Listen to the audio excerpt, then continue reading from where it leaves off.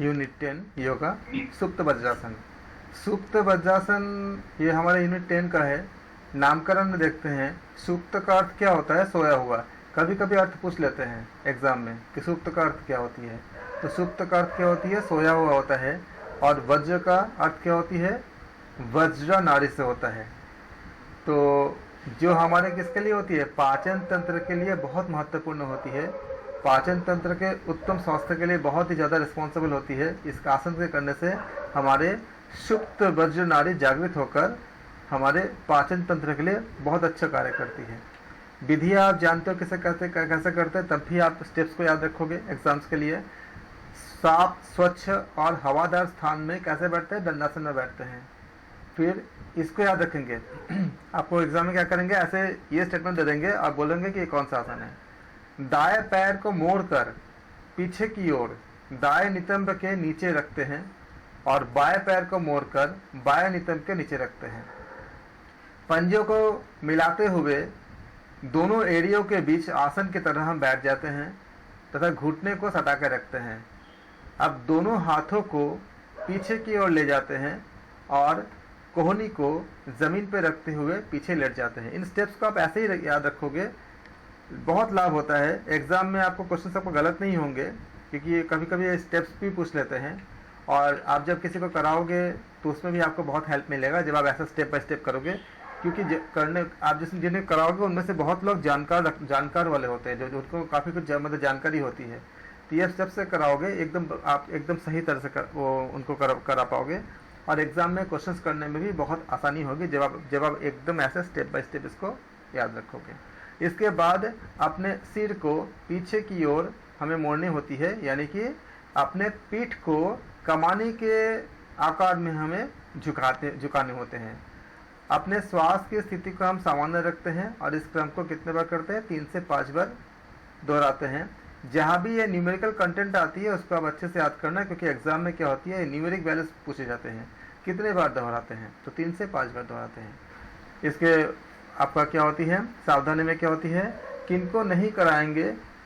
अगर किसी को अगर मान लो कमर में दर्द है तो बहुत आप सावधानी से कराएंगे, क्योंकि आप देखें मैंने बताया था कल आपको बहुत विस्तार से कि कोई भी आसन जब कराते हैं तो उस आसन में शरीर का कौन सा हिस्से पे असर आ रही है या कौन सा हिस्सा उसमें आपका उसके बेंडिंग में आपका वर्क कर रहा है, उसको हमें देखने होते हैं। और अगर उसमें कोई पेन है, पहले से कोई दर्द है, कोई तकलीफ है, तो हमें उसको या तो हमें नहीं कराने होते हैं या बहुत सावधानी पूर्वक कराने होते हैं या किसी एक्सपर्ट के राय से करने होते हैं। तो कमर दर्द में सावधानी पूर्वक करने चाहिए। आसन के समय कोहनी के बल धीरे धीरे हम पीछे जाते हैं। पूर्णावस्था में जब पूरी हो जाती है, कंप्लीट जब हम इस पोस्चर में चले जाते हैं, उसमें घुटने ऊपर उठे हुए न हो, इसको देखते हैं। क्योंकि शुरू में ये गलती होती है, क्योंकि तनाव पड़ती है तो घुटने उठ जाते हैं। एकदम फोर्सफुली नहीं, स्लोली उनको पेशेंट को परफेक्ट आपका पोस्चर की तरफ हमें लेके जाने होते हैं। लेकिन ये देखने होते हैं कि जब कंप्लीट पोस्चर लग जाती है तो घुटने ऊपर की तरफ ना उठे हो। अगर उठे होते हैं तो उनके सहन शक्ति के अनुसार उनको धीरे धीरे ठीक करने होते हैं। इससे लाभ क्या होती है, इसमें श्वसन संबंधी रोग दूर होते हैं। और इसमें दोस्तों देखो, श्वसन संबंधी रोग में अगर फ़ायदा है तो कोविड में बहुत फ़ायदा है। तो आज के अभी भी हम पूरी तरह से इसमें रिकवरी नहीं हो पाई है, हमें रह करके सामना करने पड़ते हैं। तो ब्रीदिंग संबंधित जितने भी आपका कॉम्प्लेक्सेस होती है उसमें बहुत फ़ायदेमंद होती है। आँखों की रोशनी बढ़ती है, पीठ का कुबरापन ठीक होता है, यानी कि आपका पर्सनालिटी को बहुत अच्छा कर देता है। आप जानते हो कि हमारे जो खड़े होने पे या बैठने पे हमारा जो बैक का जो पोर्शंस होते हैं वो किस तरह से हमारा मतलब बॉडी के साथ जुड़ा हुआ होता है, किस तरह से उसका स्ट्रक्चर होता है, उसके आधार पे हमारे व्यक्तित्व तो बहुत कुछ डिपेंड करता है। आप जैसे देखो कि जो बहुत अच्छे हैं, आपको जो फिट है, उनका देखो स्पाइन कैसे होता है। और जैसे जैसे उम्र बढ़ती है, उम्र के साथ साथ ही नहीं, उम्र के साथ जो लोग उसको ठीक से आपको मेंटेन नहीं कर पाते, उनके साथ ज़्यादा होती है कि स्पाइन जो होती है आपका वो टेढ़ा मतलब आपका कर्व हो जाती है, तो कुबरापन आ जाती है। अगर इस आसन से हम करते जाएंगे तो वो कुबरापन ठीक होता है और इसलिए आपके पर्सनालिटी पे बहुत ज़्यादा असर करता है। आमाशय के अंगों को मालिश करके कब्ज को दूर करता है। इससे पेट और कमर के जो एक्स्ट्रा फैट होती है उसको कम करने में बहुत हेल्प मिलती है। मैं इस आसन को पर्सनली बहुत अच्छा मुझे इफेक्ट पड़ता है, इसमें मैं बहुत ज़्यादा मतलब इसमें प्रैक्टिस करता हूँ इस आसन को। इससे आँखों पर सच में बहुत ज़्यादा असर पड़ती है और मन की एकाग्रता बहुत ज़्यादा हमें मिलती है। और एक्स्ट्रा कई भी और भी बहुत सारे बेनिफिट लिखे नहीं होते हैं, आप जब करोगे तो करते करते आपको एहसास बहुत ज़्यादा होती है कि ये आसन जो है कैसे आपको आध्यात्मिकता के साथ भी आपको प्रेरित करती है। आसन के साथ क्योंकि जब आप आसन करते हो तो विशेष मन में पॉइंट दबती है, उससे आपका आध्यात्मिक स्वास्थ्य में बहुत असर पड़ता है। जैसे जब आप उसमें ध्यानात्मक आसन में बैठते हो, जैसे कि सिद्धासन, उसमें आपका ऐसे मन में पॉइंट दबते हैं कि हमारे जो चंचलता या नकारात्मकता अपने आप ही खत्म हो जाती है। हमारे अंदर वो भावना पैदा होती है कि हमें भक्ति या दूसरी चीज़ों के ऊपर हम बहुत फोकस हो जाते हैं। अगला आसन है आपका अर्ध मत्स्येंद्रासन। बहुत महत्वपूर्ण है और हम लोग इसको बहुत अच्छे फैमिलियर भी हैं। अर्ध मत्स्येंद्रासन ये महान योगी मत्स्येंद्र के नाम के आधार पर रखा गया था और आपने यहाँ से आपका क्वेश्चन बन जाती है कि अर्ध मत्स्येंद्रासन किन के नाम पे आपका नामकरण किया गया है। तो महान योगी मत्स्येंद्रनाथ के आधार पर किया गया है, क्योंकि मत्स्येंद्रासन एक आपका एडवांस आसन है, इसलिए सामान्य लोगों के बीच में इनका पूरा जो मत्स्येंद्रासन है वो काफ़ी एडवांस आसन है, लेकिन बहुत फ़ायदा होता है, बहुत ही ज़्यादा। लेकिन उसके एक बीच का बताया गया कि अर्ध मत्स्येंद्रासन के रूप में इसको हम करते हैं।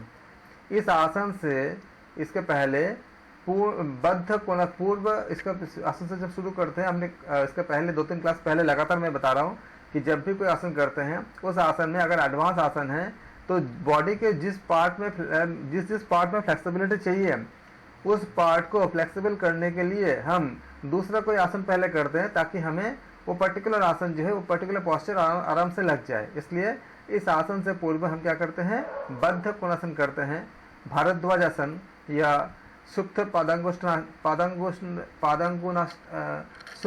पादांगुष्ठासन, वीरासन, इन सब का क्या करते हैं, प्रैक्टिस करते हैं। टेक्निक में क्या होती है, सबसे पहले हम कैसे बैठते हैं, दंडासन में बैठते हैं, बाएं पैर को मोड़ते हैं और दाएं घुटने के ऊपर से लाकर बाएं पैर को दाएं जंघे के पास जमीन पर अंदर की तरफ रखते हैं। अब दाहिने पैर को घुटने से मोड़कर बाएं नितंब के ठीक निकट, उसके मतलब पास, उसके पास बाहर की ओर जमीन पर हम रखते हैं, जैसा कि आप देख सकते हो। इसमें काफ़ी फ़ायदेमंद होता है ये कि जब ऐसा हम पोस्चर में जाते हैं, इसमें फिर हम कमर के पार्ट को घुमा लेते हैं। कमर को घुमाते हुए, आप लोग किए होंगे इसको, आपको पता है, कमर को घुमाते हुए प्रश्वास के साथ बाएं पैर के ऊपर से दाहिने हाथ को लाकर बाएं पैर के अंगूठे को हम क्या करते, पकड़ते हैं इसको। बाएं हाथ को पीछे कमर से सटाकर जमीन पर रखते हैं। गर्दन जितना संभव हो सकते हैं उतना ही हम इसको मोड़ते हैं, ये अभ्यास पे आपका डिपेंड करता है। और बाएं कंधे से पीछे हम देखते हैं। अगर हम किसी को करा रहे हैं तो उनके जितनी क्षमता है उसके आधार पर हम कराएंगे, फोर्सफुली नहीं कराएंगे ज़्यादा, क्योंकि सबके अपने अपने धीरे धीरे ग्रोथ होता जाएगा, सबका अपने अपनी फ्लेक्सिबिलिटी अपने अपने हिसाब का होता है। लास्ट अवस्था में, अंतिम अवस्था में श्वास प्रश्वास सामान्य रखते हैं। इस क्रम को हम क्या करते हैं, सेकंड लेग यानी कि दूसरे पैर से भी हम इसको दोहराते हैं। इसमें आप देखना कि अगर किसी को कराते हो तो पेप्टिक अल्सर और हार्निया वाले, उनको बहुत ही ज़्यादा एक्सपर्टाइज के अंडर में करने पड़ते हैं, अपने से नहीं, बहुत सावधानी पूर्वक। और नहीं तो अपने से तो अवॉइड करें, लेकिन अगर करना हो तो जो विशेषज्ञ है उनके साथ मिलकर करना चाहिए। गर्भावस्था में नहीं करना चाहिए, क्योंकि उसमें आपके बच्चे पर बहुत आपका विपरीत असर पड़ सकता है। और मासिक धर्म के समय आप नहीं करेंगे, जब आपका पीरियड का टाइम होगा तब नहीं करेंगे फीमेल के लिए। पुराने कमर दर्द और स्लिप डिस्क के रोग में इसको विशेष ध्यान देते हैं।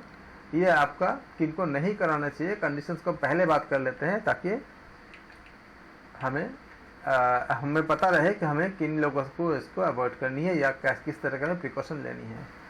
फ़ायदे में बहुत ज़्यादा लाभ है। जानते हैं आप लोग डायबिटीज़, और इसके लाभ इतने हैं, इसको आपको याद तो रखने पड़ेंगे क्योंकि इनमें से कोई एक लाभ दे देंगे, पूछ लेंगे एग्जाम में। डायबिटीज़, कब्ज, मूत्र विकार, सर्वाइकल स्पॉन्डिलाइटिस और मासिक धर्म के रोग में बहुत ज़्यादा लाभप्रद होती है। गायनों के संबंध में जितने भी आपका रोग होते हैं उसमें बहुत अच्छे से आपका फ़ायदेमंद होते हैं, और गायने के रोग में आपका मूलबंध भी बहुत फ़ायदेमंद होते हैं। तो डायबिटीज़, कब्ज़, मूत्र विकार, सर्वाइकल स्पॉन्डिलाइटिस, इन सब में बहुत आपका फ़ायदेमंद होती है। पाचन तंत्र को मजबूत बनाता है। ये रीढ़ की हड्डियों में क्या करता है, फ्लेक्सिबिलिटी लाता है, लचीलापन लाता है, और स्पाइन जितने आपका लचीला होगा आपके लाइफ में उतनी ज़्यादा आप कह सकते हैं कि आप उतने यंग होते हो। इसलिए ये स्पाइन यानी रीढ़ की हड्डियों में लचीलापन लाकर उसके कार्यक क्षमता को बढ़ाता है। यकृत और प्लीहा को स्वस्थ बनाए रखता है। कंधों की मजबूती के लिए बहुत ही लाभप्रद, बहुत ही फायदेमंद आसन होता है। मोटापे को तो कम करता ही है। फिर आता है आपका वक्रासन। वक्रासन और बकासन अलग अलग है, इसको कंफ्यूज मत करना। वक्रासन के ऊपर कई क्वेश्चन पूछे गए हैं। वक्रासन का जो है ये नामकरण से पोस्चर आपके सामने है, कैसे करते हैं। वक्रासन संस्कृत के वक्र शब्द से बना है, जिसका मतलब क्या होती है, जिसका अर्थ क्या होता है, टेढ़ा होती है। इसलिए वकासन और वक्रासन दोनों अलग अलग है। वक एक पक्षी होती है, उसके आधार पे है, और वक्र क्या होती है, टेढ़ापन होती है। आप इसको टेढ़ा हम बनाते हैं इसकी बॉडी को, इसलिए अर्थात क्या होती है, इस आसन में रीढ़ की हड्डियां टेढ़ी या मुड़ी हुई होती है, इसलिए इसका नाम क्या रखा गया है, आपका वक्रासन रखा गया है। विधि में क्या करेंगे, सबसे पहले हम दंडासन की स्थिति में बैठते हैं, दोनों पैर को सामने फैलाकर बैठते हैं, बाएं पैर को घुटने से मोड़कर उसे दाएं घुटने के बगल में हम इसको रख देते हैं। इनके पोस्चर को एक एक करके आप याद रखेंगे। इसके बाद तीसरे नंबर पर क्या करेंगे, इसके बाद करेंगे कि कमर को हम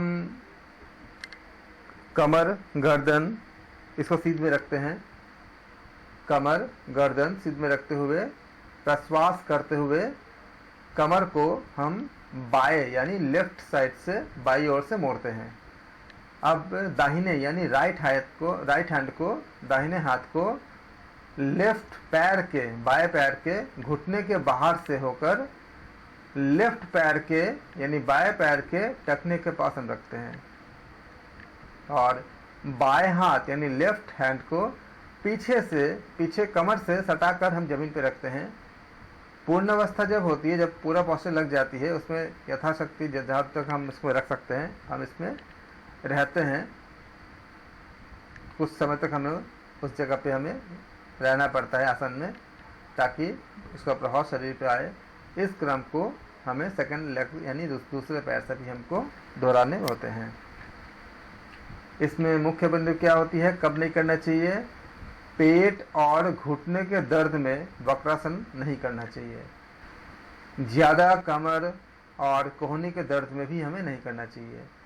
खाली पेट और प्रातःकाल में करना ज़्यादा अच्छा होता है, उचित होता है। बहुत लाभ है इसका।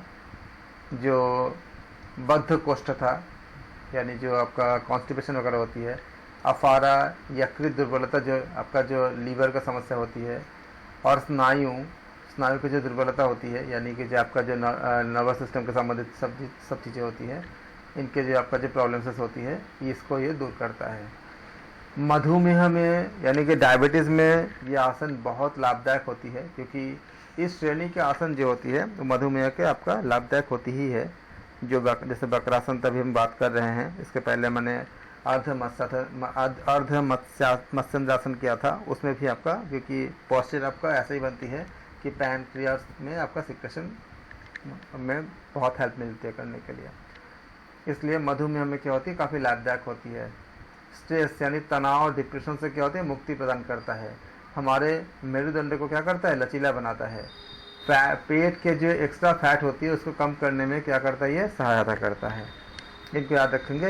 ये आपका था वक्रासन। वक्रासन का क्वेश्चन एक बार भी शायद पूछे गए थे और कई बार पूछे जा चुके हैं वक्रासन पे। मरीच्यासन अगला पार्ट है आपका, मरीच्यासन। ये आसन ब्रह्मपुत्र मरीचि के नाम पर रखा गया है। जिन्हें विश्व के नियम तय करने वाला बताया गया है कि क्या नियम हो। ये एक परंपरागत आसन का क्रम है, इस बात को याद रखेंगे। मरीच्यासन, इसकी टेक्निक होती है। विधि के बारे में बात करेंगे। विधि में सबसे पहले क्या आएंगे, दंडासन की स्थिति में हम बैठेंगे। दंडासन की स्थिति में दोनों पैरों को सामने फैलाते हैं और दोनों हाथों को बगल में रखते हैं। अब बाएं पैर को मोड़ते हैं, मोड़ करके पंजे को ज़मीन पर इस प्रकार रखते हैं कि एड़ी कुल्ह से सटे हुए हों। घुटना सीने से लगाते हुए हम कंफर्म करते कि घुटना सीने से लगे हुए हों। दायां पैर सीधा रखते हैं। अब जिस पैर को सीधा रखा गया है उस दिशा में अपने शरीर को क्या करते हैं, अब उस दिशा में अपने ऊपरी शरीर को हम बेंड यानी झुकाते हैं। अपने बाएं हाथ को श्वास छोड़ते हुए पीछे की ओर मोड़कर घुटने को हम जकड़ते हैं तथा माथे को सीधे पैर के सीधे, जो आपका सीधा मतलब राइट हैंड, सीधा मतलब राइट होता है, तो सीधा जब यह आपको सीधा पैर मतलब आपका राइट लेग हो गया। पैर मतलब लेग होता है, तो सीधे पैर के घुटने पर हम इसमें लगाने के हम प्रयास करते हैं। थोड़ी देर तक इसमें हम उस जगह पर ऐसे इसी स्थिति में बने रहते हैं, थोड़ी देर रुकते हैं और उसके बाद हम क्या करते हैं, सामान्य स्थिति में हम आ जाते हैं। होल्डिंग करते हैं। होल्डिंग करना बहुत ज़रूरी होता है, वरना आसन का जो लाभ है उसका अच्छा मिल नहीं पाता। मुख्य बिंदु में क्या है, किनको नहीं करना चाहिए, जिनको हाई बीपी होते हैं उनको मरीच्यासन नहीं करना चाहिए, इसका ख्याल रखनी होती है। जिनके कमर और पीठ में चोट लगी होती है, क्योंकि आप देख रहे हो पॉस्चर जैसे कैसे बनती है, उसमें आपका कमर का पीठ का रोल होता है, तो वे व्यक्ति इसको न करें, क्योंकि उनको कमर और पीठ में क्या हो सकती है, उनको दिक्कत हो सकती है। आप देख रहे हो पॉस्चर देख लो, ये पॉस्चर है, तो आपको कई तरह के इसमें जितने भी ऑर्गन्स जो भी बॉडी के जो पार्ट्स इसमें इन्वॉल्व है उसमें कोई चोट नहीं होना चाहिए। लाभ में क्या होती है, कमर, कुल्हों के दर्द और साइटिका के रोग में बहुत लाभदायक होती है, और ये सब चीज़ें आजकल बहुत ज़्यादा देखने को मिलती है, तो इनको बहुत लाभदायक होती है। मानसिक तनाव और सिर दर्द ठीक होता है। पेट संबंधी विकार दूर होते हैं। माइग्रेन में बहुत फ़ायदेमंद होता है। माइग्रेन का परमानेंट इलाज जैसे आपको एलोपैथी में कहीं नहीं है, लेकिन योग में काफ़ी आपको मिल जाते हैं। माइग्रेन में को बहुत फ़ायदा होता है।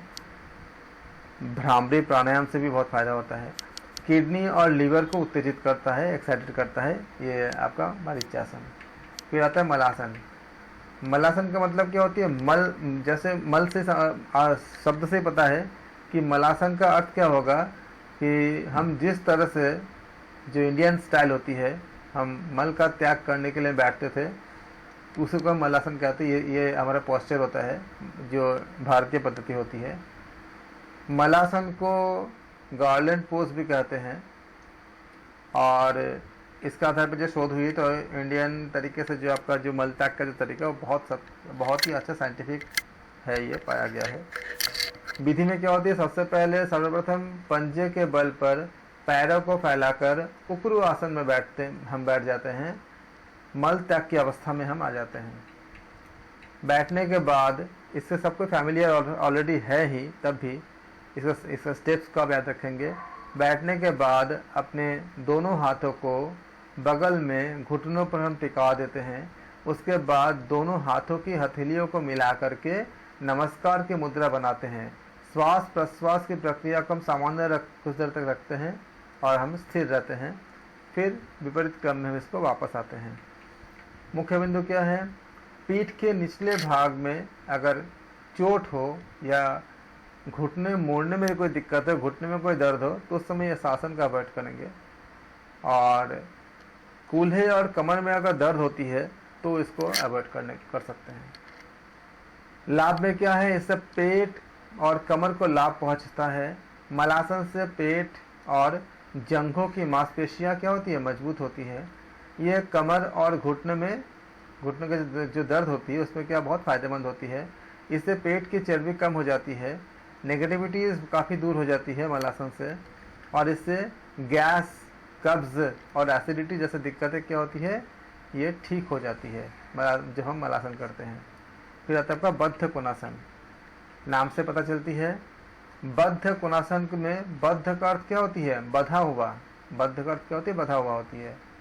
बधा हुआ या किसी सीमा, यानी कोण का अर्थ एक पर्टिकुलरली एंगल से होती है, तो एक सीमा तथा कोण का अर्थ होती है कोना, यानी जो विभाजन करती है। आप जैसे देखते हो ना, बोलते हैं ना ऐसे ऐसे, ये आपका लाइन है, ये लाइन है, तो कोण बन गया, तो इसको विभाजन करता है। इसको हम इंग्लिश में इसको बाउंड एंगल या बाउंड कोण या तितली आसन भी, बटरफ्लाई पोज भी कहते हैं इसको, जिसको हम बद्ध कोणासन कहते हैं। तो यह आप लोग काफ़ी लोग इसको करते हैं और आप लोग इससे फैमिलियर हो सकता है कि नाम आप लोग बटरफ्लाई नाम ज़्यादा जानते हो, तो इसको हम लोग तितली आसन, बटरफ्लाई पोज भी कहते हैं और बद्ध कोणासन भी कहते हैं। दंडासन में पहले बैठते हैं विधि में। सबसे पहले हम दंडासन में बैठेंगे। इसके बाद श्वास लेते हुए बाएं पैर के तलवे को अपने शिवनी प्रदेश में हम रखते हैं। उसके बाद दूसरे पैर को भी अपनी ओर मोड़ लेते हैं और वे दोनों पैर के पंजों को आपस में मिला लेते हैं। अब दोनों पंजों को पकड़कर जितना हो सकता है अपनी ओर हम खींचते हैं, ताकि हमारे उस पर तनाव आ जाए। इसमें एक स्ट्रेस आती है, जब आप इसके खींचते हो तो आपको स्ट्रेचिंग अच्छी हो जाती है मसल्स में। इसके बाद अपने दोनों हाथों को उठाकर दोनों घुटने पर हम रखते हैं। दोनों हाथों से घुटने को धीरे धीरे दबाते हैं। दबाने से क्या होती है, जिससे घुटने ज़मीन पर आ जाती है। थोड़ी देर बाद इसको हम विपरीत क्रम से भी करते हैं। मुख्य बिंदु में क्या होती है, अगर घुटने में दर्द हो तो इसको ना करें।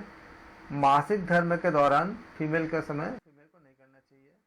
साइटिका के पुराने रोगी और जांघों में चोट लगने पर इनको न करें, याद रखेंगे। लाभ क्या होती है, गर्भवती महिलाओं के लिए लाभप्रद होती है। पैर और जांघों की मांसपेशियां मजबूत होती है।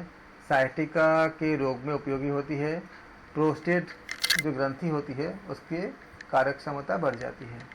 फिर आपका आता है मेरुदंडासन।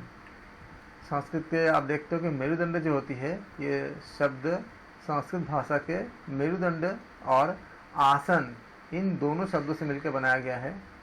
मेरुदंड का अर्थ होती है स्पाइनल कॉर्ड, यानी रीढ़ की हड्डी कहते हैं इसको, और आसन का अर्थ होता है एक स्थिति, अर्थात इस आसन में हमारे रीढ़ की हड्डी क्या होती है, एक सीध में हो जाती है, इसलिए इसको कहते हैं, इसको मेरुदंडासन कहते हैं। इसको इंग्लिश में इसको बैलेंसिंग बियर पोज भी कहते हैं, या स्पाइनल कॉलम पोज भी कहा जाता है। अगर एग्जाम में अगर ऐसे नाम से आते हैं तो भी आप इसमें कंफ्यूज नहीं होंगे। और इसके पूर्व कुछ आसन करने के विधान हैं। इसके पूर्व दंडासन, पश्चिमोत्तानासन, जानुशिरासन और उत्तानासन, ये सारे करने से आपका ये आसन जो हम जो चर्चा कर रहे हैं मेरुदंडासन, ये काफ़ी अच्छे से हो जाती है। इसलिए इसका पहले क्या करना चाहिए, हमें दंडासन करना चाहिए, पश्चिमोत्तानासन करना चाहिए, जानुशिरासन करना चाहिए और उत्तानासन करना चाहिए। ये अगर एग्जाम में आते हैं कि मेरुदंडासन आसन करने से पहले कौन कौन से आसन करना चाहिए, तो ये आपको उसको ख्याल रखेंगे। फिर हम बात करेंगे विधि की, टेक्निक की। टेक्निक में क्या होती है, सबसे पहले दंडासन में दोनों पैर को हम फैला कर बैठते हैं। दोनों पैरों को घुटने से मोड़ लेते हैं। दोनों पैरों के तलवे के बीच में, यहाँ से आपका एग्जाम का क्वेश्चन बनते हैं कि कितने फीट की दूरी बना देनी चाहिए, तो आपको आसन का नाम बोल देंगे, बता देंगे वो कि मेरुदंडासन में। तो अगर जब पूछेंगे कि दोनों पैरों को घुटने से मोड़ लेते हैं, तब उसके बाद दोनों पैरों के तलवे के बीच में कितनी दूरी का हमें गैप रखते हैं, तो 2 से 3 फीट की दूरी बनाते हुए हमें नितंब के पास इसको रखते हैं, याद रखेंगे। अब दोनों पैरों के अंगूठे को हम हाथों से पकड़कर श्वास लेते हुए धीरे धीरे पीछे की ओर झुकते हैं, और पीछे की ओर झुकते हुए क्या करते हैं, दोनों पैरों को हम स्ट्रेट कर लेते हैं, सीधा कर लेते हैं। दोनों पैरों को धीरे धीरे अपनी कैपेबिलिटी के अनुसार, जबरदस्ती नहीं, अपनी क्षमता के अनुसार अलग अलग करते जाएंगे। और ये ख्याल रखेंगे कि हमारे जो स्पाइन है, जो मेरुदंड है, वो एक सीध में हो जाए। दृष्टि किसी एक बिंदु पर एकाग्र करके अंतिम अवस्था को कुछ देर तक क्या करते हैं, हम उसमें होल्ड करेंगे, यानी बनाए रखेंगे। इसके बाद विपरीत क्रम से इसको दोबारा करेंगे। प्रारंभिक अवस्था में हम विपरीत क्रम से दोबारा, मतलब इसको जो हमें जो वापस आनी है उसको हमें विपरीत क्रम से हमको इनिशियल पोजीशन में दोबारा हमको आ जानी है। मुख्य बिंदु क्या होते हैं इसमें, जिन्हें साइटिका या हार्ट के पेशेंट हो या कोई स्लीप डिस्क के हो, ऐसा कोई प्रॉब्लम अगर किसी को हो तो वे नहीं करना चाहिए उनको। फ़ायदा क्या होती है, लाभ क्या होती है, इससे मनोमस्तिष्क शांत और तनाव दूर होती है। फेफड़े स्वस्थ रूप से कार्य करते हैं। थाइमस ग्लैंड से सकारात्मक हार्मोन्स क्या होती है, स्रावित होता है। इससे रीढ़ की हड्डियाँ और मांसपेशियाँ क्या होती है, मजबूत होती है। फिर आपका बात आती है आकर्ण धनुरासन। आप में से बहुत लोग आकर्ण धनुरासन या पूर्ण धनुरासन कर लेते हैं, अब मुझे पता है और मैंने देखा भी है, बहुत अच्छे आप लोग करते हो। ख्याल रखना इसमें एग्ज़ाम में अगर आप इसको आता है, इसके स्टेप्स वगैरह आ सकते हैं और लाभ वगैरह आ सकते हैं। नामकरण में क्या है कि इस आसन में शरीर की स्थिति वैसे ही होती है जैसे कोई धनुष की प्रत्यंचा को कान तक खींचकर लक्ष्य भेदने की इच्छा रखता हो, उस तरह बन जाती है। जिनको बहुत अच्छे कर लेते हैं उनके ऐसे बन जाती है।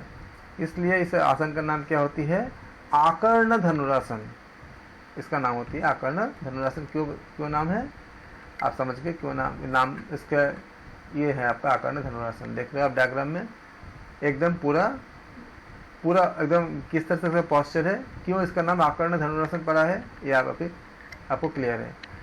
दंडासन के हम स्थिति में बैठ जाते हैं। दंडासन की स्थिति में पैरों को फैला करके हम बैठते हैं। उसके बाद क्या करते हैं, फिर बाएं हाथ से दाएं, इसी को याद रखेंगे, इसको आपको एग्जाम में क्या करेंगे, ये पूरा लाइन आपको उठा के दे देंगे, पूरा ये इस पार्ट को पूरा, और फिर क्वेश्चन पूछेंगे। तो बाएं हाथ से लेफ्ट, बाया मतलब लेफ्ट होती है, दाया मतलब राइट होती है। तो बाएं हाथ से दाएं पैर का और दाएं हाथ से बाएं पैर का अंगूठों को हम पकड़ते हैं। दाएं हाथ की कोहनी को धीरे धीरे पीछे की ओर खींचते हुए बायां पैर को मोड़कर उसके अंगूठे को दाएं कान तक हम लेके आते हैं। उसके बाद क्या करते हैं, ये हम ध्यान रखते हैं कि मुड़ी हुई कोहनी सिर के ऊपर की तरफ हमारे होनी चाहिए। इसका हमें ध्यान रखनी है कि जो कोहनी है, देखो जो कोहनी मुड़ी हुई है कहाँ जा रही है, सिर के ऊपर की तरफ जा रही है, दिख रही है ना, सिर के ऊपर की तरफ जा रही है। श्वास कुछ देर रोक कर फिर इसे करने के बाद हम क्या करते हैं, दायां पैर सीधा कर देते हैं। उसके बाद सांस को, अपने ब्रीदिंग को कुछ देर तक आपका रोक देते हैं, यानी कुंभक करते हैं और धीरे धीरे छोड़ते हैं। फिर इस क्रम को हम सेकंड आपका लेग यानी दूसरे पैर से भी हम इसको दोहराते हैं। ख्याल रखेंगे कि घुटने और जांघों संबंधी रोग में इसको नहीं करना चाहिए। पेट में अगर किसी तरह का ऑपरेशन अगर होता है तो उनको नहीं करना चाहिए। ये सब बातें आपको इंटरव्यू अगर देने चाहोगे ना, इस सब में बहुत ज़्यादा पूछते हैं, उसमें आपको ये सब चीज़ें होती है कि आप किनको कराओगे, क्या क्या कंडीशंस होते हैं, इस सब में आपको बहुत ज़्यादा पूछते हैं। जब अगर आप किसी स्कूल में अगर इंटरव्यू देने जाते हो, क्योंकि उस जगह पे आपको जब प्रैक्टिकल कराओगे तो आप किनको नहीं कराओगे, किनको कराओगे, या किसी अस्पताल में अगर जाते हो जॉब के लिए तो आपको, क्योंकि आजकल योगा डिपार्टमेंट और आपका योगा थेरेपी बहुत ज़्यादा प्रचलन में अभी आ चुकी है और भी ज़्यादा आएंगे। तो आप इंटरव्यू में आपका ऐसे क्वेश्चन इस यूनिट से आपको बहुत ज़्यादा क्वेश्चन उसमें पूछेंगे, क्योंकि अगर आपको ये नॉलेज नहीं होगा ठीक से किसको नहीं कराने हैं, किसको करानी है, क्या क्या कंडीशंस, तो गलती हो सकती है। इसलिए आपसे बहुत ज़्यादा पूछेंगे। और खुद का अगर क्लास देते हो तो तब भी इसका बहुत ज़्यादा रोल होती है कि आपको पेशेंट के बारे में आपको समझने में बहुत हेल्प करती है। फ़ायदा क्या होती है, हम इतने सारे आसन हम अध्ययन कर रहे हैं ना, आपको जब भी कोई पेशेंट अगर होते हैं तो उसके पहले उनके एज देखते हैं, उनको उम्र के हिसाब से, उम्र से भी ज़्यादा होते हैं। एक बात ये होती है कि उनका बॉडी का रेजिस्टेंस कितनी है, बॉडी का आपका कंडीशंस क्या है।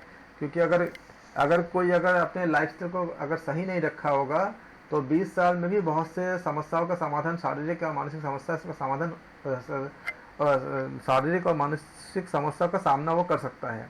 और अगर किसी ने अगर अपने आप को मेंटेन करे होंगे तो 60-70 में भी वो बहुत अच्छे हो सकते हैं। इसलिए हमें उनको देख करके फिर कौन सा आसन किसके लिए क्या होना चाहिए हमें इसको डिसाइड करने होते हैं। पता है इंटरव्यू में कैसे क्या करेंगे, आपको एक वर्चुअली कुछ आपको इमेजिनेशन करके कुछ दे देंगे कि कोई एक पर्सन है, उनको ऐसा ऐसा ऐसा ऐसा बीमारियां हैं, उनके साथ ये दिक्कतें हैं, ऐसा ऐसा है, आप बोलो क्या कराओगे।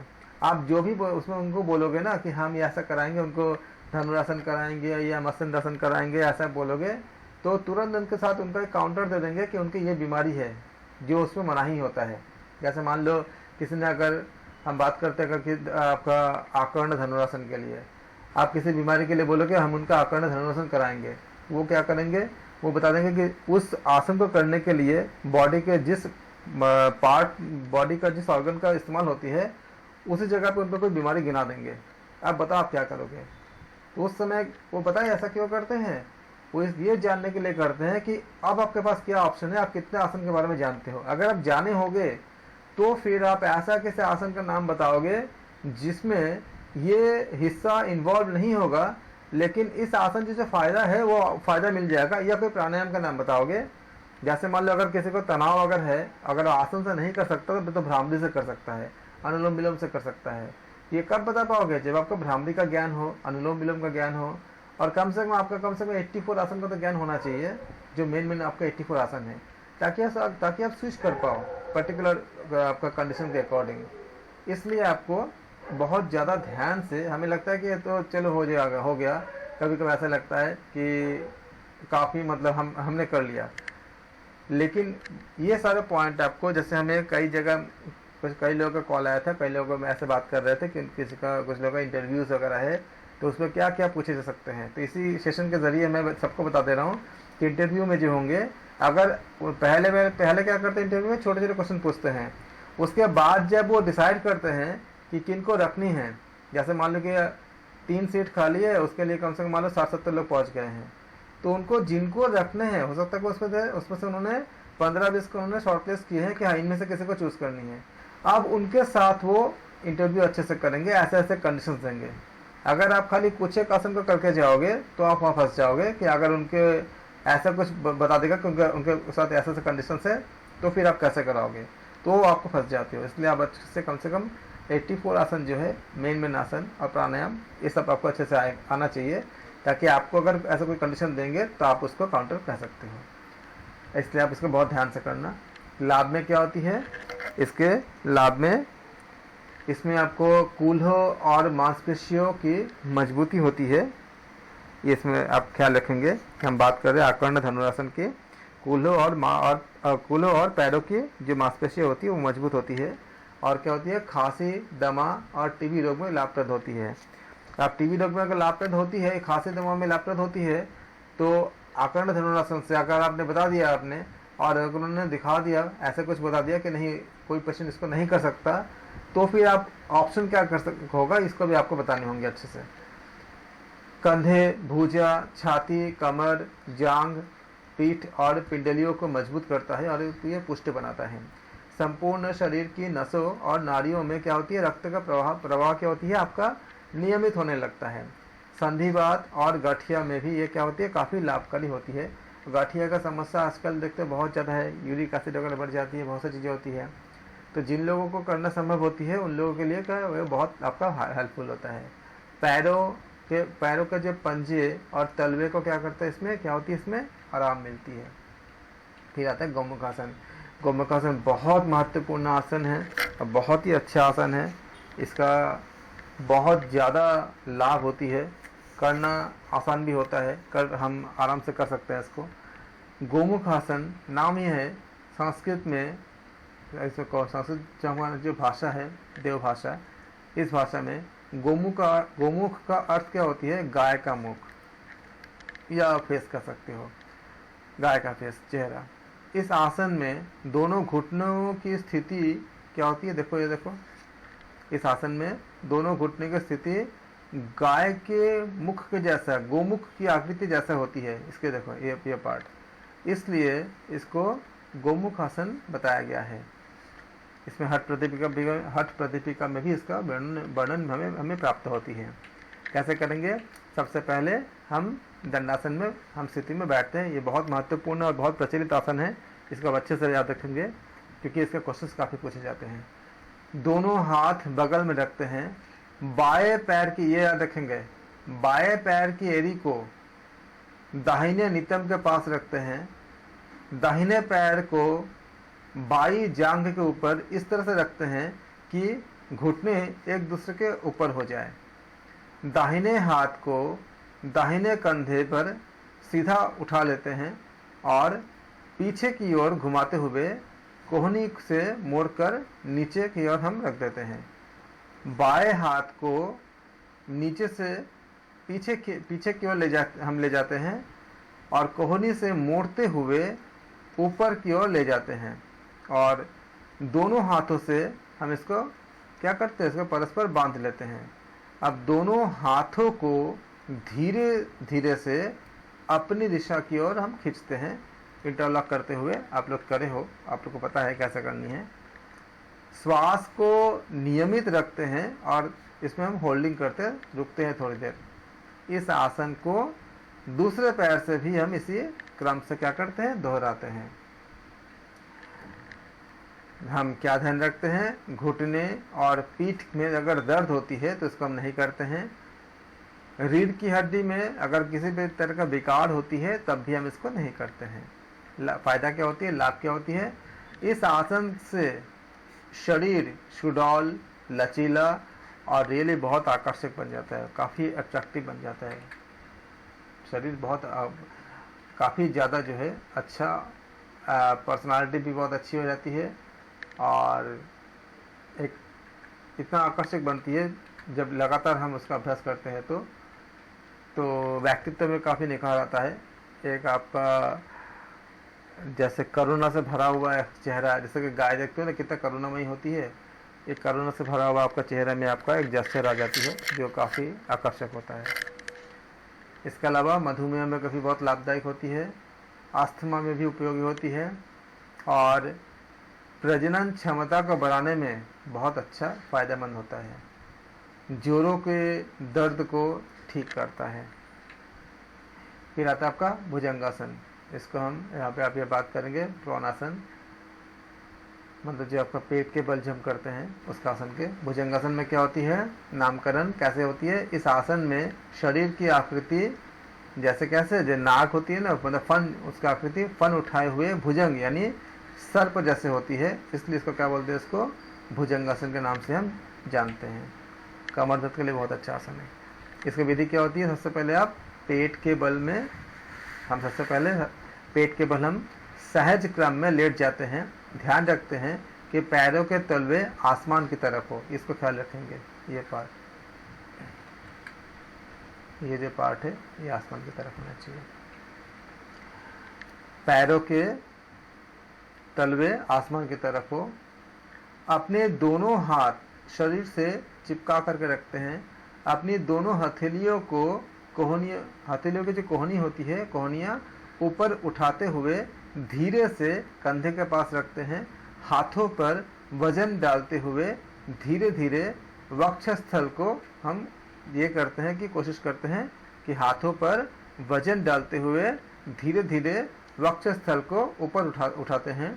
नाभि से नीचे हिस्सा जो है वो जमीन से टच होता हो ऐसा हम ख्याल रखते हैं, ध्यान रखते हैं। पैरों को पीछे मिलाकर रखते हैं। पीठ को जितना मोड़ सके उतने हम आराम से उतने ही मोड़ते हैं और इस आसन को हमें 3 से 5 बार करना चाहिए, बहुत हेल्पफुल होता है। ख्याल रखने इसमें कि इनको नहीं करना चाहिए जिन्हें पीठ में चोट हो या कार्पल टनल या सिंड्रोम हो, वे इनको नहीं करते हैं। सिर दर्द में नहीं करेंगे, गर्भावस्था में नहीं करेंगे, किसी को हार्निया, अल्सर इत्यादि हो तो नहीं करेंगे, इसको ख्याल रखेंगे। इसके लाभ क्या होती है, लाभ इसका बहुत ज़्यादा होती है, अच्छे लाभ है। इससे पीठ और कंधे, नितंब की मांसपेशियाँ बहुत मजबूत होती है। साइटिका और आस्थमा के रोगी में बहुत लाभकारी होती है। भुजंगासन गर्मी बढ़ाकर बॉडी के रोग को नष्ट करते हैं। कुंडलिनी जागरण में सहायक होती है। इस आसन से पेट की चर्बी घटती है और मस्तिष्क से निकलने वाले ज्ञान तंतु मजबूत होते हैं। भुजंगासन के लाभ जो है, कुछ लाभ बताए गए हैं इसमें। हालांकि इसमें और भी बहुत से लाभ होती है। कमर दर्द के लिए बहुत अच्छा आसन है। कमर की जो दर्द होती है उसको उसको पूरे उससे निजात पाने के लिए काफ़ी अच्छा आसन है। डॉक्टर भी रिकमेंड करते हैं, कभी कभी नाम बताते हैं, कभी खाली पोस्चर दिखाते हैं, लेकिन उसको काफ़ी हेल्प मिलती है जब आप इसको अभ्यास करते हो। कमर दर्द एक आम समस्या है, और ख़ासकर जो हमारा जो उठने बैठने के जो सिटिंग पोस्चर होते हैं, या लंबे समय तक जो गृहिणियाँ होती है घर पे खड़े होकर या किचन में खड़े होकर काम करते हैं, तो उनको कमर में दर्द होती है, और बहुत वो एक्चुअली कॉमन ही पार्ट हो गई है। तो अगर आप इसको रोज़ अगर 3 से 5 बार करते हो, बहुत समय लगता नहीं है, बहुत आराम से निकाल सकते हो टाइम को, तो आपके कमर दर्द के लिए बहुत ज़्यादा अच्छे। इसके अलावा कमर दर्द तो है ही, बाकी और भी बहुत सी चीज़ों के लिए काफ़ी अच्छा आपका आसन है जिसको करना चाहिए, जो कम टाइम में काफ़ी ज़्यादा बेनिफिट देते हैं। आज हमने यहाँ तक रखा, हमने भुजंगासन तक। अब हम करेंगे कुछ MCQs क्वेश्चंस करेंगे, और इसके बाद कल हम शलभासन से हम कंटिन्यू करेंगे। महामुद्रा से निम्न की समाप्ति होती है किसकी? चित्त की चंचलता, उद्वेग, विचलन या उपयुक्त सभी? सभी सर। बिल्कुल सही है, उपयुक्त सभी। अगला क्वेश्चन है, महामुद्रा का यह नामकरण हुआ है क्योंकि इसका निम्न फल है: उच्च चेतना जागरण, गंभीर रोगों का उपचार, पूरे शरीर में तीव्र रक्त संचरण या उपयुक्त सभी? उपयुक्त सभी, बिल्कुल। उच्च चेतना जागरण भी होता है, गंभीर रोगों का उपचार भी होती है, पूरे शरीर में तीव्र रक्त संचरण भी होती है। महामुद्रा का अभ्यास निम्न अभ्यास द्वारा किस चक्र का जागरण होता है? मूलाधार, विशुद्धि, आज्ञा या आजना या उपयुक्त सभी? सभी, सभी। बिल्कुल। अगला क्वेश्चन, महामुद्रा के अभ्यास का संबंध निम्न मुद्रा से है: शांभवी, काकी, भुजंगी या ये सारे?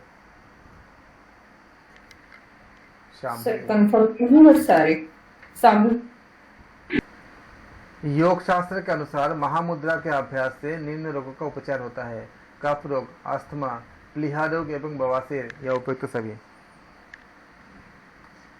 सभी। निम्न मुद्रा, हाँ जी, उपयुक्त सभी है। निम्न मुद्रा मूलाधार एवं आज्ञा चक्र यानी आजना चक्र के मध्य ऊर्जा परिपथ को अधिकतम उद्दीप्त करती है। कौन? विपरीत करणी, तैरागी, महामुद्रा या काकी? महामुद्रा। सर महामुद्रा। यस। नहीं, महामुद्रा। क्या बोला है? मूलाधार चक्र और आजना चक्र के बीच में ऊर्जा का परिवर्तन कौन करेगा? महामुद्रा करेगा। याद रखेंगे इसको एग्जाम्स के लिए। अगला क्वेश्चन है आपका, षण्मुखी मुद्रा में निम्न अंग की भूमिका होती है: दोनों कान, दोनों आँख और हाथ, मुख, दोनों नासिका, ये उपयुक्त सभी? सभी सर। षण्मुखी सभी होती है। नाद योग का संबंध, जी, नाद योग का संबंध किस मुद्रा से होता है? षण्मुखी मुद्रा, विपरीत करणी, योनि या ये सारे? सर सन्मुखी से। बिल्कुल सन्मुखी। अगला क्वेश्चन, सन्मुखी मुद्रा से निम्न लाभ होती है: चेतना अंतर्मुखीकरण या पेशीय उद्दीपन या प्राण प्रसार या उपयुक्त सारे? सभी। उपयुक्त सभी, जी। तैरागी मुद्रा का निम्न फल होती है: मांसपेशीय लचीलापन, जरा मरण से अभय, स्वस्थ पाचन तंत्र या उपयुक्त सारे? उपयुक्त सारे। तैरागी मुद्रा। निम्न मुद्रा का अभ्यास करते हुए नाभि में स्थित ऊर्जा को ऊपर एवं तालु में स्थित चंद्र को नीचे किया जाता है। जो मैं आपको बता रहा था ना, ये क्या करते हैं, क्वेश्चन कैसे डालते हैं, ये पूछे गए क्वेश्चन है। ये आपका पूरा आपको दे देंगे कि आपका जो प्रोसेस क्या है, उसके बाद पूछेंगे कि है क्या। देखो कौन सी मुद्रा के बारे में पूछा गया है, निम्न मुद्रा का अभ्यास। इसी को बता रहा है एग्जाम्स आपका किस तरह आते हैं। आप लोग बोलते हैं ना कि हाँ तो हो जाती है, एग्जाम में नहीं होती है, एग्जाम में ऐसे क्वेश्चन पूछे जाते हैं। निम्न मुद्रा का अभ्यास करते हुए नाभि में स्थित सूर्य को ऊपर एवं तालु में स्थित चंद्र को नीचे की जाती है।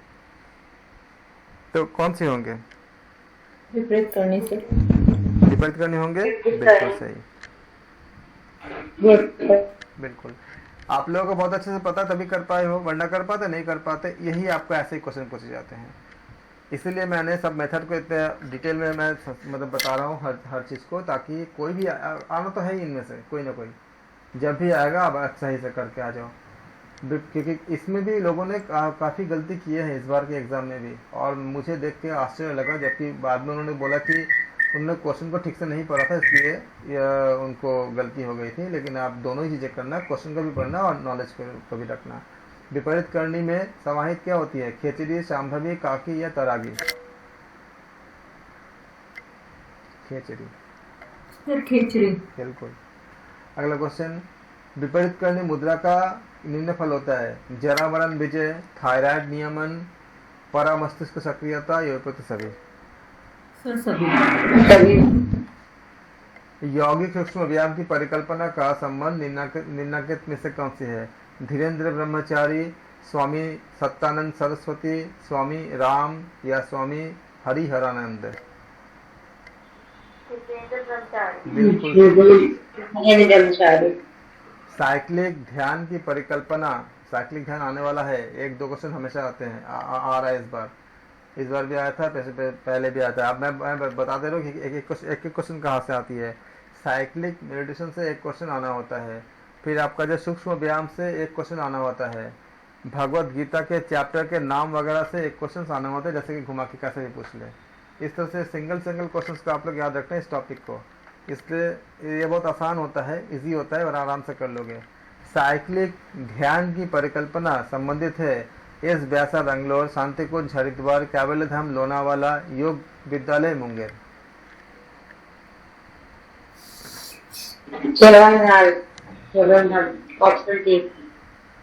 कौन सा?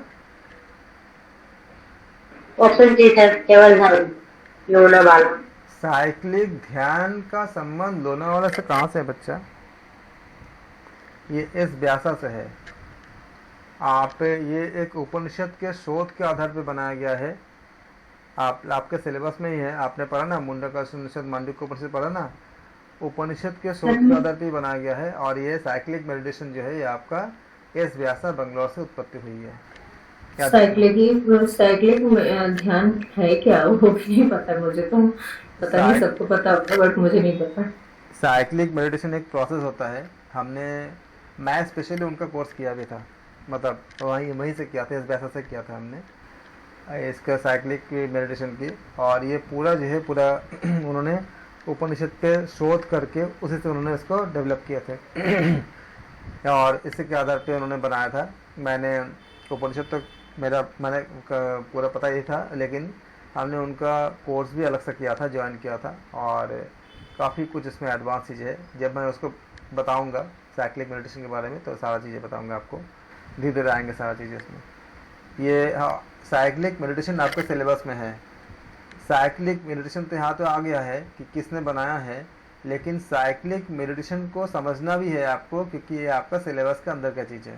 साइक्लिक मेडिटेशन, साइक्लिक ध्यान जो है परिकल्पना संबंधित किससे है? एस व्यासा से है।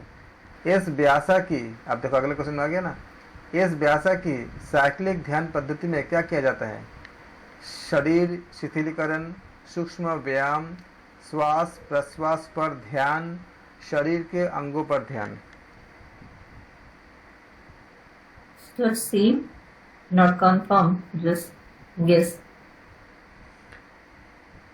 इस व्यासा की साइक्लिक मेडिटेशन ध्यान पद्धति में नहीं, शरीर, आप ये बोल रहे हो, ऑप्शन नहीं करेक्ट है। अगर आप ये बोल रहे हो तो एक सही है, शरीर शिथिलीकरण करते हैं। साइक्लिक मेडिटेशन के जो हम थ्योरी करा रहे हैं उसमें भी आपको मैं बताऊंगा शॉर्ट में ये साइक्लिक मेडिटेशन के बारे में, जब आगे आएंगे थ्योरी खत्म होते होते। अभी तो हम ये आसन के बारे में बता रहे हैं, लेकिन इसमें आपका साइक्लिक मेडिटेशन का कंसेप्ट भी इसमें है, वो भी उसको भी हमें आपको समझाऊंगा। अगला क्वेश्चन, इस व्यासा प्रदत्त साइक्लिक ध्यान के अभ्यास से कम होती है क्या रक्तदाब, हृदय गति, श्वसन दर या उपयुक्त सभी? सर फिर तो सभी होंगे। बिल्कुल, रक्तदाब, हृदय गति और श्वसन दर ये क्या होती है आपका? सारे ही होती है। साइक्लिक ध्यान द्वारा तंत्रिकीय आवेग हृदय एवं मस्तिष्क के साथ क्या होते हैं? समक्रमिक, समायोजित, लयबद्ध या उपयुक्त सभी? सभी। सर सभी होना चाहिए क्योंकि शरीर शिथिलीकरण है ना, हाँ, तो सारे आना चाहिए फिर तो। साइक्लिक ध्यान द्वारा तंत्रिकीय आवेग हृदय एवं मस्तिष्क के साथ क्या होती है आपका? समक्रमिक भी होती है, समायोजित भी होती है, लयबद्ध भी होती है। तो क्या हो जाएगा? उपयुक्त सभी सही करेक्ट हो जाएगा। अगला क्वेश्चन आपका, साइक्लिक ध्यान में निम्न का उपयोग किया जाता है? ओंकार का, सविता का, दीप ज्योति का, इष्ट देव का? ओंकार का। बिल्कुल, ओंकार। ओंकार का। Mindfulness based stress reduction technique के प्रणेता कौन है? Jon Kabat Zinn, Freud, Jung, John Stuart Mill? Sir option D John Stuart Mill. नहीं, ऑप्शन डी और फ्राइड ने जॉन कवर्ट जिन, याद रखना। Jon Kabat. Mindfulness based stress reduction technique के प्रणेता कौन है? Jon Kabat Zinn. अगला question, mindfulness based stress reduction technique में समाहित क्या होती है? बॉडी अवेयरनेस, माइंडफुलनेस मेडिटेशन, योग या उपयुक्त सभी? सभी सर। बिल्कुल सही है। अगला question, mindfulness based stress reduction technique का निम्न लाभ होती है? शरीर चेतना जागरण, तनाव एवं अन्य रोग निवारण, जीवन गुणवत्ता वृद्धि या उपयुक्त सभी? तो सभी। सभी है, करेक्ट है। क्या और बोले? सर ऊपर वाले क्वेश्चन को देखते हुए तो सही लग रहा है, पता नहीं। नहीं, आप ऐसे बोलो, उस क्वेश्चन तो आपको ऊपर वाले नहीं मिलेगा ना, लेकिन आपका ऐसे हाँ उपयुक्त बट सभी। सही है, हाँ, मुझे ऐसे लग रहा है सही सर है। सभी है। ठीक है। Mindfulness based stress reduction technique से निवारण क्या होती है? तनाव, अवसाद, निराशा या उपयुक्त सभी? सर सभी। सभी होगा, श्योर हो? Yes yes sir. Very good. अगला question, mind sound resonance technique का संबंध निम्न संस्थान से है? शांति कुंज, एस व्यासा, ब्रह्म कुमारीज या कैवल्य धाम? सर उसका यस वैसा का तो पता नहीं, बट शांति कुंज में तो मैंने देखा है। अब संबंध है कि नहीं वो मुझे पता नहीं, बट अभी हम लोग ट्रिप पे गए थे तो हमने देखा था वहाँ। हाँ, लेकिन आपका संबंध अगर पूछे जाए कि माइंड साउंड रेजोनेंस टेक्निक का संबंध किस संस्थान से है? शांति कुंज से है, एस व्यासा से है, ब्रह्म कुमारी से है, कैवल्य धाम से है? मेरा यहाँ का जो क्वेश्चन का अर्थ ही होती है, जैसे मान लो एक जगह से जब डेवलप होती है उसको कई जगह करा सकते हैं। ऐसा नहीं कि जहाँ से डेवलप होते हैं खाली वहीं कराएंगे, बाकी लोग भी करा सकते हैं ना। तो आप इसके ये पूछोगे कि संस्थान मतलब संबंध मतलब वो कहाँ से आपका बिलोंग करता है, किस जगह से आपका उसका ओरिजिन हुई है? क्रिएशन, हाँ जी। तो S Vyasa. Mind sound resonance technique का अभ्यास निम्न से संबंधित है?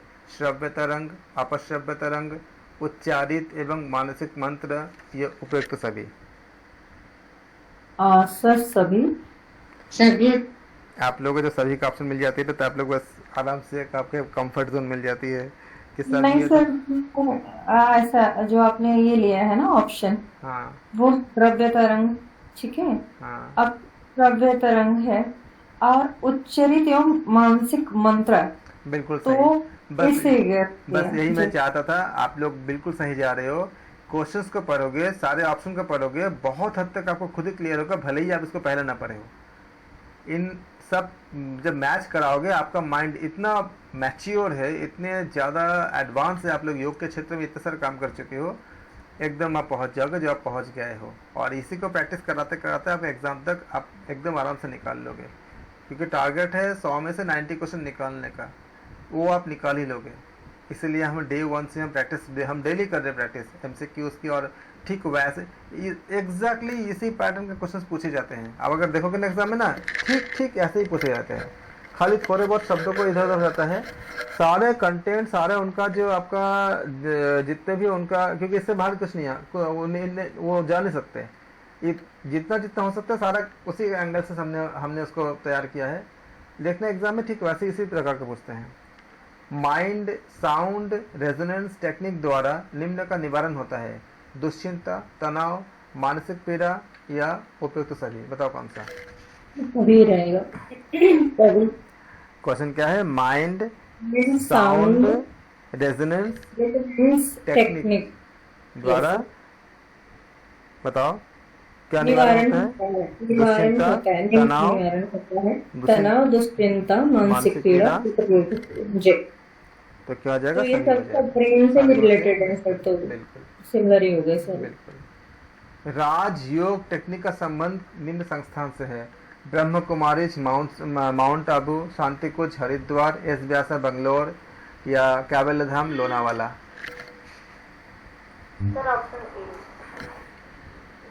बिल्कुल सर ऑप्शन 2 कैवल्य धाम। नहीं, राजयोग का संबंध ब्रह्म कुमारीज माउंट आबू से, ब्रह्म कुमारी से संबंध है। अगर आप उनका वीडियोस वगैरह देखोगे तो राजयोग के बारे में काफी चर्चा करते हैं। सर थोड़ा सा राजयोग का संबंध। यहाँ जो हम बात कर रहे हैं ना, जिन लोगों ने जो संस्था जिसमें काम किया, ऐसे तो राजयोग बोलोगे तो राजयोग तो ब्रह्म कुमारी के उत्पन्न जब से जनरेट हुए, उससे पहले भी हम हठ योग में राजयोग के बारे में ग्रंथों में पढ़ते ही हैं। इसके बाद जिन्होंने काम किए हैं और जिन्होंने इस पर रिसर्च किए हैं, उसके नाम पूछे गए हैं। ये सारे संस्थाएं जब से अस्तित्व में आई है, उसको बहुत पहले से ये सब चीज़ें चल रही है, हमारे उपनिषद में सब भरे हुए हैं सारे। लेकिन जिन्होंने काम शुरू किए हैं उसी के आधार पे क्वेश्चन पूछे हैं, कि तभी आपको मार्क्स मिलेंगे इस पे। इसलिए राजयोग अभिन्न अंग है अनुसंधान। सर थोड़ा स्लाइड डाउन कर दीजिए ना पहले वाले क्वेश्चंस का, इससे ऊपर वाला स्लाइड। ये हाँ थोड़ा सा और डाउन सर। देख लीजिए, हाँ जी दिख रहा है। Yes. Mind sound resonance technique है। ओके, ब्रह्म कुमारी से हो गया। अगला क्वेश्चन है, राजयोग का अभिन्न अंग क्या है? अनुसंधान, आत्मनिरीक्षण, धार्मिक अनुसंधान या धार्मिक अनुष्ठान या मंत्र। सर आत्मनिरीक्षण। Not sure. राजयोग का अभिन्न अंग क्या होती है? आत्मनिरीक्षण। जब आपने क्वेश्चन को पढ़ा आपने और ऑप्शन को पढ़ा आपने, आप बहुत हद तक आपने उसके आंसर पहुंच गए हो। बस ये एक टेक्निक होती है एग्जाम में सही करने का, काफ़ी हद तक आप पहुंच जाते हो। लेकिन आपने पूरा आपका जो मतलब ज्ञान का पूरा उपयोग करनी है, पूरा बुद्धि का उपयोग करनी है, कोई मतलब एकदम तुक्का नहीं, उसका आप उपयोग करोगे आ जाती है। राजयोग का फल क्या होती है? आत्मसंतुष्टि, प्रसन्नता, आत्म उन्नति, ये सारे सर सभी। सारे हो जाएंगे। हाँ यस जी। सर। ठीक है, हम सारे कर देते हैं। भावातीत ध्यान के प्रणेता कौन है? ये क्वेश्चन पूछे गए हैं, आया हुआ क्वेश्चन है। महेश योगी आदित्यनाथ, बाबा रामदेव, स्वामी रामदेव। सर महेश योगी। स्वामी राम, ऑप्शन डी है, स्वामी राम है, रामदेव जी नहीं है। मैं फिर से बता देता हूँ, भावातीत ध्यान के प्रणेता कौन है? महेश योगी या योगी आदित्यनाथ या बाबा रामदेव या स्वामी राम। महेश योगी। हाँ जी, भावातीत ध्यान एक बहुत ही महत्वपूर्ण स्ट्रॉन्ग आपका हमारे ध्यान का बहुत अच्छा स्ट्रॉन्ग है, काफ़ी मतलब सशक्त है। और ये इसके प्रणेता कौन थे?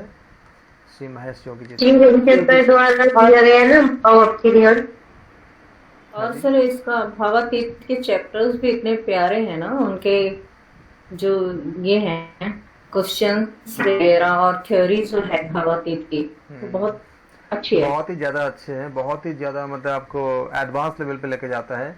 श्री महेश योगी जी उनका प्रणेता थे, और इसके बाद ये विदेश में बहुत लोकप्रिय हुए हैं, बहुत ज़्यादा लोकप्रिय हुए हैं, फेमस हुए हैं। और महेश योगी के भावाती ध्यान के लिए, और हमें यहाँ तक कि इतनी लोकप्रिय है कि हम लोग कहते हैं कि अरे एक दिन में कोई भावाती ध्यान में नहीं पहुँच जाते। इस तरह का भी ये लोग मतलब आपका लोकोक्तियाँ बन चुकी है कि आप लगातार प्रयास करना होता है। बाकी हम भावाती ध्यान के बारे में अध्ययन विस्तार से बातें करेंगे, क्योंकि हमें वो पढ़ने हैं शायद। अब आपके काफ़ी चीज़ें आपको जानने हैं, अभी हम MCQs कर रहे हैं, इसके बारे में इसके विस्तार से हम बात करेंगे। भावाती ध्यान के अभ्यास द्वारा निम्न की वृद्धि होती है: स्मरण शक्ति, बुद्धि, दूरदर्शिता या उपयुक्त सभी। सर सभी। क्या आ जाएगा आपका? उपयुक्त सभी। सभी। Very good. भावाती ध्यान की विशेषता है सहजता, सरलता, स्वाभाविकता, उपयुक्त सभी। सभी सर। क्या आ जाएगा इसमें? सभी सर। सारे आपका करेक्ट हो जाएंगे। वेरी वेरी गुड, बहुत अच्छा कर रहे हैं आप लोग। सारे करेक्ट होंगे? हाँ जी सर। श्योर है एकदम? हाँ जी सर।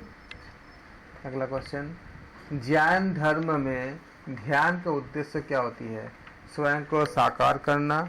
जैन धर्म में जो क्या होती है? स्वयं को साकार करना, ऑप्शन ए है। ऑप्शन बी है आत्मा मुक्ति पाना। ऑप्शन सी है आत्मा को पूर्ण स्वतंत्रता की ओर ले जाना। ऑप्शन डी है उपयुक्त सभी। सर सभी भी है। बिल्कुल। बौद्ध धर्म में समाहित चरण क्या है? प्रेम एवं दया, ऑप्शन ए। हर्ष एवं अपवित्रता, ऑप्शन बी। शांति, ऑप्शन सी। उपयुक्त सभी, ऑप्शन डी। सर प्रेम एवं दया। कौन सा प्रेम एवं दया? क्योंकि शांति भी है, प्रेम दया है। Option A. आपका कार्ड शांति sir, but B option wrong हो गया है ना। पवित्रता होता तो ठीक था, अपवित्रता था ना, हाँ। दैट्स व्हाई एक ही ऑप्शन चुनना पड़ा फिर। नहीं तो शांति भी तो है। हाँ सही बता रहे हैं आप। हमने हाइड कर दिया, आप बताओ गलती से छप गया होगा। सारे नहीं थे सर, अभी सारे ही क्योंकि हैं। बौद्ध धर्म में क्या शांति भी एक चरण में आता है और प्रेम दया भी आता है। तो हाँ जी सर। सभी तभी होगा जिसमें गलती से आपका अ लग गया होगा। हर्ष एवं पवित्रता, ये जो आपका चरण हाँ में जी। भी हो जाएगा। योग निद्रा द्वारा निम्नांकित को व्यक्तित्व से हटाया जाता है। किसको? निराशा, दमित इच्छा, कुंठा या उपयुक्त सभी। सर सभी। सभी। अगला क्वेश्चन, योग निद्रा से मन के निम्नांकित स्तर की क्रियाशीलता घटती है। चेतन, अवचेतन, चेतन, अचेतन, अवचेतन या उपयुक्त में से कोई नहीं। चेतन। सर नहीं, वो क्रियाशीलता घटती है बोल रहे हैं। तो योग निद्रा करते हैं तो जब जो माइंड में चल रहा है वो तो रिलैक्स होता है, फिलहाल जो चल रहा होता है जो उनको Yes, बताते हैं कि मतलब याद चेतन और चेतन दोनों में आता है। चेतन में ठीक है सर, क्रियाशीलता घटती है ना, चेतन। ठीक। क्योंकि जब चेतन से बाहर जाते हो तभी तो आप अंतर्मुखी होते हो ना। तो योग हाँ जी। निद्रा से क्या होती है? मन देखो इसी जगह पे आपको क्वेश्चन क्या करता है एग्जाम में, आपको उलझा देता है हाँ जी सर। कि बोला कि हमें लगता है कि हमेशा बढ़ना ही चाहिए, लेकिन मन के क्या होती है? चेतन मन जितना आपका क्रियाशीलता जितना घटेगा उतने ही क्या करोगे आप? अंतर्मुखी होगे। तो क्या हो जाएगा? ये आपका ऑप्शन ए करेक्ट होगा। जबकि नॉर्मली क्या होता है, हम लोग गलती से क्या करते हैं, ऑप्शन डी चुन लेते हैं, लेकिन ऐसा नहीं है। अगला क्वेश्चन, निम्नांकित में शरीर की विविध भागों में चेतना का आवर्तन किया जाता है। योग निद्रा, योग मुद्रा, राजयोग या भावातीत ध्यान। योग निद्रा में भी किया जाता है और शायद भाव राजयोग, योग निद्रा। कौन सा? एक ऑप्शन बोलो, कौन सा लोगे एग्जाम के लिए? सर आवर्तन मतलब क्या होता है? योग निद्रा भाव भक्ति ध्यान में तो मुद्राओं की बात मतलब राजयोग।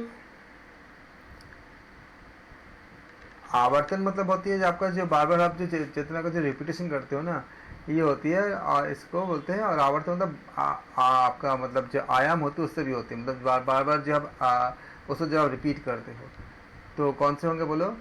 निम्नलिखित शरीर में विविध भागों के योग निद्रा सर, योग निद्रा। बहुत अच्छा, बहुत ही अच्छी, इसके लिए तो मैं आपको अप्रिशिएट करूंगा, बहुत अच्छा बोला आप। तो क्या हो जाएगा आपका? योग निद्रा होगा। काफ़ी सोच के बोला, वेरी गुड। ऐसे ही हर क्वेश्चन में बोला करो सोच के। निम्नलिखित में शरीर के विविध भागों की चेतना का आवर्धन किया जाता है, किसमें? योग निद्रा में। काफ़ी अच्छा क्वेश्चन था, क्योंकि इसमें आपको मतलब तुक्का नहीं मार सकते, बहुत गहरी आपका एनालिसिस चाहिए था, क्योंकि योग निद्रा के साथ योग मुद्रा भी था। योग निद्रा क्या है? निद्रा प्रत्याहार की तकनीक, शयन या मंत्र उच्चारण। सर निद्रा की तकनीक सर, अंदर मतलब योग निद्रा हाँ, अपने शरीर को अंतर्मुखी देखने की कोशिश करते हैं। तो क्या करते हैं? कौन सा करोगे? निद्रा प्रत्याहार की तकनीक, प्रत्याहार की तकनीक द्वारा शयन, विश्राम भी होता है उसमें, पर सर उपरोक्त सभी होता तब सही रहता। हाँ। पर उपरोक्त सभी नहीं है तो प्रत्याहार की तकनीक, क्योंकि सर अंतर्मुखी देखने की कोशिश करते हैं अधिकतर। ये जो अंतर्मुखी बोलिए ना, यही आपका इसमें कीवर्ड है, क्योंकि प्रत्याहार से क्या करते हैं हम अंतर्मुखी हो जाते हैं। तो योग निद्रा क्या होती है? प्रत्याहार की तकनीक। बस यही चीज़ चाहिए, जितना आप प्रैक्टिस दे, तभी बोलता हूँ कि क्लास डेली ज्वाइन किया करो, धीरे धीरे आपका इम्प्रूव होता रहेगा। बहुत इम्प्रूव हुआ है अपने, आप लोगों में बहुत इम्प्रूव हुई है, काफ़ी अच्छे पकड़ लेते सब चीज़ें। एग्जाम आ गए तो वो कर नहीं पाती हूँ डेली डेली, कभी कभार। नहीं, काफ़ी अच्छा कर लेते हो, कर ले रहे हो सबको ही आप लोग, बहुत अच्छा धीरे धीरे इम्प्रूव हो रही है। एग्जाम तक ऐसे करते रहोगे बस। लाइव क्लास छोड़ना मत, लाइव क्लास से बहुत कुछ हो जाती है, रिकॉर्डिंग में वो सब चीज़ कहाँ, आप तो एक बार देख लेते हो ठीक है, लेकिन वो चीज़ें नहीं हो पाती। योग निद्रा को क्लास देख नहीं पाते हैं, पढ़ी होती है वो तो उसके बाद में देख लेंगे कभी। हाँ नहीं, वो चीज़ होती भी नहीं है, जैसे हम डिस्कशन में जो चीज़ें निकल आती है ना, वो चीज़ें नहीं निकल आ पाती। योग निद्रा को विशेष रूप से निम्नांकित योग गुरु ने प्रसारित किया था। स्वामी राम ने, स्वामी दयानंद, स्वामी सत्यानंद सरस्वती ने, स्वामी हरिहरानंद ने, गुरु गोरक्षनाथ ने। सर कंफ्यूजन है, स्वामी दयानंद सरस्वती ने भी किया है और गुरु गोरक्षनाथ ने भी किया है। एग्जाम में आ गया, बोलो कौन से लोगे, कौन सा टिक करोगे? गुरु गोरक्षनाथ। वो पुरानी, क्योंकि स्वामी दयानंद तो अभी की अभी। गुरु गोरक्षनाथ के आधार पे आपने योग निद्रा पे आपने कहीं ग्रंथ में पढ़ा है? नहीं सर, स्वामी सरस्वती दयानंद। तो मुझे एग्जाम में ऐसा बोलने जाऊंगा? नहीं, योग निद्रा को आप एग्जाम दे रहे हो, मैं बोल रहा हूँ कि जो कंटेंट आप लिखे होगे उसी से आपका आंसर देनी है। तो योग निद्रा को स्वामी सत्यानंद सरस्वती जी ने प्रसारित किया था, याद रखेंगे। योग निद्रा को विशेष रूप से स्वामी सत्यानंद सरस्वती जी ने प्रसारित किया था। योग निद्रा का मूल स्रोत क्या है? गीता, तंत्र, न्यास, विधि, दुर्गा सप्तर्षि या निद्रा? निद्रा सर? नहीं, ऑप्शन बी सर, तंत्र न्यास विधि। तंत्र न्यास विधि है। योग निद्रा का जो मूल स्रोत है वो कौन सी है? तंत्र न्यास विधि, याद रखेंगे, एग्जाम्स में पूछे जा सकते हैं, बहुत अच्छे क्वेश्चन हैं। तंत्र न्यास विधि। सविता का ध्यान धारणा निम्न संस्थान के द्वारा प्रदत्त सिद्धांत है। शांति कुंज, एस व्यासा, कैवल्य धाम या बिहार योग विद्यालय? कौन सा बोलो? सविता ध्यान की धारणा। तुक्का मारे हो ना? नहीं सर। सच्ची बोलो। सर मैं, मुझे तो कम कर है, यस व्यासा ही मुझे भी लग रहा है, लेकिन मैं कंफर्म नहीं हूँ। ठीक है, शाम से तो भी दिया नहीं है, और बिहार योग तो मुझे पहले बोलो, तुम तुक्का मारो कि नहीं? पहले बोलो सविता का ध्यान वाला। एक व्यास ही है, अब पता नहीं सकता है। सविता ध्यान धारणा निम्न संस्थान द्वारा प्रदत्त सिद्धांत है। ऑप्शन ए है शांति कुंज, ऑप्शन बी है एस व्यासा, ऑप्शन सी है कैवल्य धाम, ऑप्शन डी है बिहार योग विद्यालय। अब बताओ कौन सी है? सर बिहार योग के और केवल धाम भी लग रहे। बस सब बोल दो, शांति कुंज आंसर है। सविता के ध्यान शांति कुंज संस्थान द्वारा प्रदत्त सिद्धांत है। यहाँ तक हमने किया और इसके बाद जो हम करेंगे फिर कूट वाला क्वेश्चंस करेंगे। आज हमारा काफ़ी लेट हो चुका है, आज हम आपको नहीं कराएंगे क्योंकि मुझे पता है कि आप लोग बहुत देर से, अभी हमारी क्लास भी बहुत ज़्यादा लंबी हो जाएगी अगर हम कूट वाला क्वेश्चंस करेंगे। कल हम इस चैप्टर से संबंधित जो कोट के ऊपर जो क्वेश्चंस होते हैं उसके आधार पे हम कोट वाला कल हम करेंगे। और आज आप लोगों ने काफ़ी अच्छे किए और आंसर भी बहुत अच्छे दिए। और जो चीज़ें नहीं बता पाए, जो चीज़ आप लोगों के लिए नया था उसको आप लिख करके उसको याद कर लेना। और बहुत जल्दी हम इस यूनिट को ख़त्म करके, ये तो ख़त्म हो जाएगा मान लो बहुत जल्दी, ये एंड की तरफ ही है, 2-3 दिन में ख़त्म हो जाएगा। इसके बाद हम विस्तार से एक सेशन करेंगे, एक या कई सेशन करेंगे उसके ऊपर, जिसमें योगाभ्यास के अध्यापन की विधि उसके ऊपर हम बात करेंगे। करीब 5 से 6 क्वेश्चन पूछे जाते हैं हर बार, खाली एक या छोटी सी कंटेंट है उसके आधार पे, तो हम उसमें एक चीज़ों को बहुत विस्तार से करके रखेंगे कि उसका एक भी क्वेश्चन आपका ना छूटे एग्जाम में। इस बार भी करीब 5-6 क्वेश्चन पूछे गए थे, जैसे हमने बच्चों से बात किया तो मेमोरी के बेस पे उनसे बता रहे थे। तो आप उसका पेपर भी हम बहुत जल्दी सॉल्व करवाएंगे, जो अभी जून में जो पेपर हुआ था। और आप पे इसको अच्छे से रेडी कर लेना, फिर हम योगाभ्यास के अध्यापन की विधियों को हम करेंगे और फर्स्ट पेपर से हम यूनिट 10 को जल्दी शुरू करेंगे। आप लोग अपने बुक खरीद लो ताकि हमें फर्स्ट पेपर जब करेंगे तो आप लोगों को कोई दिक्कत ना हो। बुक जो भी खरीदोगा नया एडिशन खरीदना, 2023 के लिए जो भी हो वो खरीदना, क्योंकि बहुत सारे कंटेंट ऐसे होते हैं जो, जैसे आपके यूनिट 9 के कंटेंट फर्स्ट पेपर के, या आपका इसमें करंट जो चीज़ें घट रही है उसके आधार पे होती है। आपका पर्यावरण के ऊपर पूरा है, तो जहाँ पे जिस देश में जो आपका एग्रीमेंट हो रही है, जैसे हमारे माननीय प्रधानमंत्री जी बाहर जाके बहुत सारे देश के लिए, हमारे मतलब देश की उन्नति के लिए काफ़ी कुछ कार्य कर रहे हैं। उसमें बहुत सारे आपका ऐसे कहाँ पे मतलब जो क्वेश्चन पूछे जाएंगे, कहाँ पे किस समय किन्होंने किस देश के साथ क्या एग्रीमेंट हुई है, ये सब चीज़ें पूछे जाएंगे। और यूनिट 10 में क्या है, हमारा उच्च शिक्षा पद्धति के ऊपर हमें पूछे जाएंगे। पूरा वैदिक काल से लेकर के आज तक के जितने भी शिक्षा के ऊपर जो चेंजेस आई है, जिस तरह से आपका ग्रोथ हुई है, जो आपका परिवर्तन आई है, वो सारे। तो अगर आप पुराने किताब लोगे तो नई शिक्षा पद्धति जो चल रही है उसके ऊपर कंटेंट नहीं मिलेगा, तो उसका क्वेश्चन छूट जाएगा आपके। तो इसलिए क्या है, आपको कोशिश करना कि एकदम लेटेस्ट बुक ले लो और ले करके आप रेडी रखो, हम जल्दी शुरू करेंगे। आप सबका बहुत बहुत धन्यवाद। Thank you so much. Thank you sir, good night sir.